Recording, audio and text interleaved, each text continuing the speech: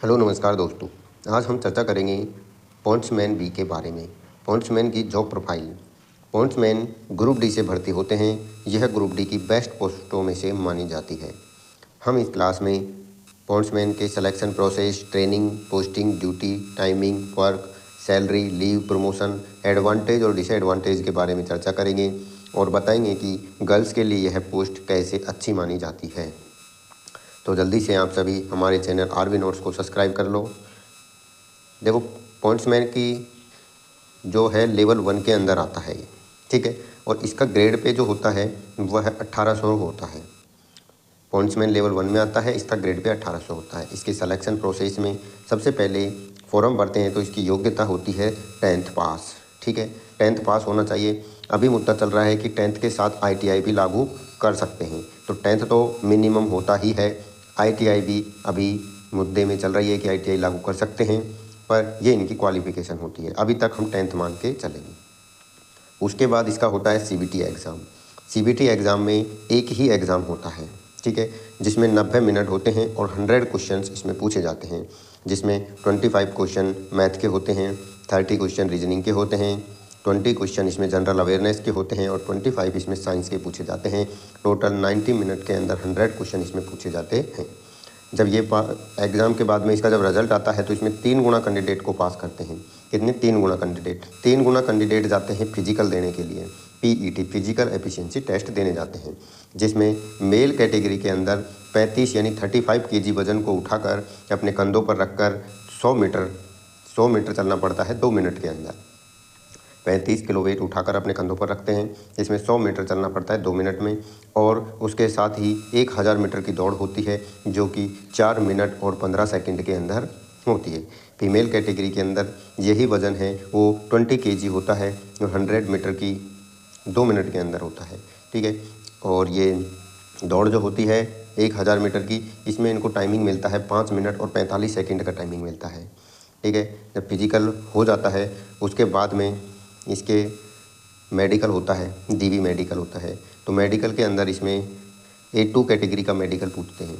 A2 category में जिसमें 6/6 और 0.6/0.6 होता है, ये दूर दृष्टि और ये निकट दृष्टि के लिए होता है।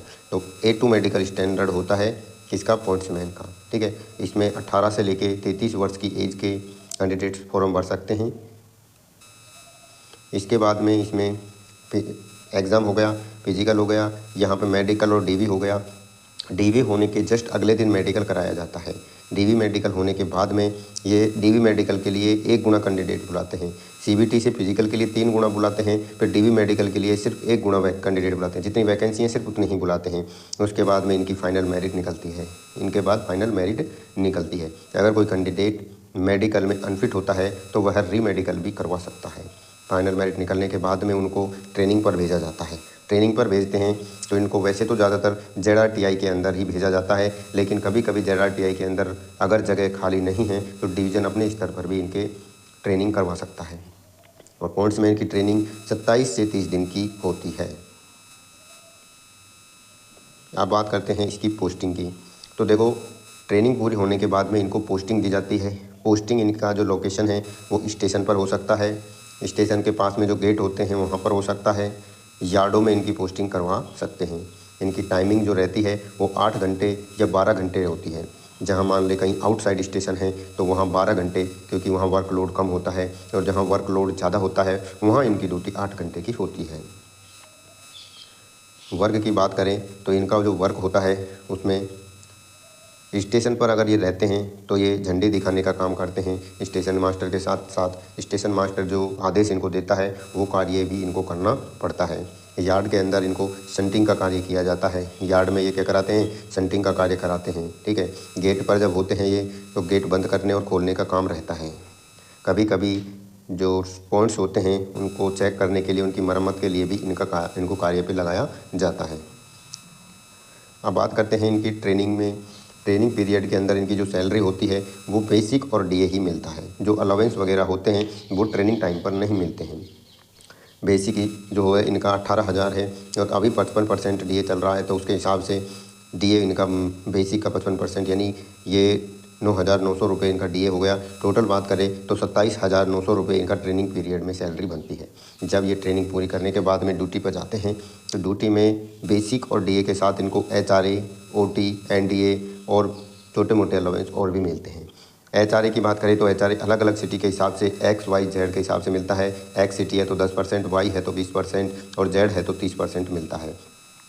तो मिनिमम से मिनिमम अगर X सिटी में भी है तो 1,800 रुपये तो मिनिमम मिलने ही मिलने हैं।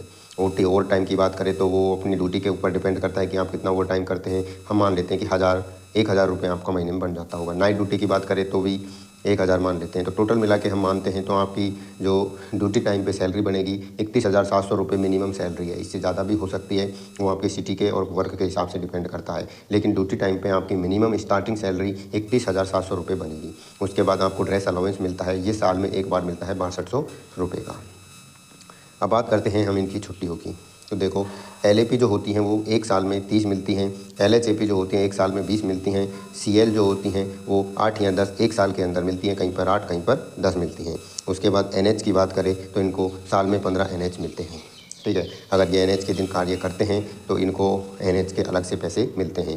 पैटर्नल लीव की बात करें तो 2 बच्चों तक पैटर्नल लीव 15 मिलती हैं और महिलाओं के लिए मैटरनल लीव जो है वो 180 मिलती हैं। एक बच्चे पर 180 मिलती हैं, 2 बच्चों पर वापस 180 मिलती हैं। ठीक है, तो ये इनकी छुट्टियों के बारे में चर्चा की। अब बात करते हैं इनका HRA यानी घर जो होता है, जिसे हम क्वार्टर बोलते हैं, वो लेवल 1 का क्वार्टर इनको मिलता है। ठीक है, इनके ड्यूटी की बात करें तो एडवांटेज ये है कि अपने घर के आसपास इसकी ड्यूटी लग सकती है। पढ़ने के लिए टाइमिंग इसलिए मिल सकता है इसमें क्योंकि मान लें आपका घर के पास में थोड़ा कम वर्कलोड है, वहाँ पर आपकी पोस्टिंग है, तो वहाँ पे जैसे 12 घंटे की ड्यूटी है, वहाँ पे बहुत कम ट्रेनें आती हैं, तो बाकी टाइम आप पढ़ने के लिए निकाल सकते हैं। डिसएडवांटेज थोड़ा ये है क्योंकि मान लें कहीं ज़्यादा काम है, वहाँ पे आपकी ड्यूटी लगा दी तो वर्क सेंटिंग वगैरह में आपको लगा दिया, ठीक है, तो वहाँ थोड़ा हार्ड वर्क होता है। टाइम भी ख़राब, 12 घंटे की ड्यूटी में अगर आपको टाइम नहीं मिला तो इसमें टाइम भी थोड़ा ख़राब होता है। इसके प्रमोशन की बात करें तो देखो प्रमोशन में इसमें स्टार्टिंग में हम 1,800 पे स्टार्ट होते हैं। उसके 8 से 10 साल बाद हम 1,900 पे पहुंचते हैं। पॉइंट्समैन B से पॉइंट्समैन A बनते हैं। उसके बाद 2000 के बाद 2000 पे पहुंचते हैं, उसमें भी लगभग 8-10 साल लग जाते हैं। फिर वापस 8-10 साल 2400 पे, फिर वापस 2800 पे और लास्ट 4200 तक जा सकते हैं। लेकिन इसमें अधिकतम जो है वो 2400 तक ही पहुँच पाते हैं, कोई 2800 तक पहुँच पाता है। ठीक है, तो इसका प्रमोशन बहुत स्लो होता है। लेकिन इसका दूसरा तरीका प्रमोशन का ये है कि आप डिपार्टमेंट एग्ज़ाम जो होते हैं GDCE और LDC, इसके थ्रू इसमें जा सकते हैं। ये सबसे अच्छा मौका होता है इसमें। GDC के अंदर आप जिस दिन आपकी ज्वाइनिंग होती है, परमानेंट होते हैं, उस दिन के बाद आप कभी भी इसका फॉर्म डाल सकते हैं। जबकि LDC के अंदर आपको सर्विस की 3 साल होनी चाहिए। ठीक है, 3 साल बाद आप LDC का फॉर्म भर सकते हैं। LDC के थ्रू आप स्टेशन मास्टर, TT और ट्रेन मैनेजर के पद पर जा सकते हैं। Station master, TT, train manager के पद पर आप LDC के थ्रू जा सकते हैं। तो ये इसमें प्रमोशन का सबसे बेस्ट तरीका होता है। आप पॉइंट्समैन से डायरेक्ट स्टेशन मास्टर बन सकते हैं। ठीक है ना, तो thanks to watching, please subscribe now. और इसमें यह है कि जो गर्ल्स होती हैं उनके लिए यह पोस्ट इसलिए अच्छी मानी जाती है क्योंकि इसमें इतना हार्ड वर्क नहीं होता है। आपको सिर्फ झंडे दिखाने का कार्य होता है। आप झंडे दिखाते हैं और स्टेशन पर अगर आपकी पोस्टिंग है तो स्टेशन मास्टर के हिसाब से आप कार्य करते हैं। कोई हार्ड वर्क नहीं होता है, इसलिए ये लड़कियों के लिए अच्छी पोस्ट है। और अगर आपके घर के आसपास भी है तो आप ट्रांसफ़र वगैरह करवा के अपने घर के आसपास भी पोस्टिंग ले सकते हैं। इसलिए यह लड़कियों के लिए अच्छी जॉब मानी जाती है। ठीक है दोस्तों, थैंक यू।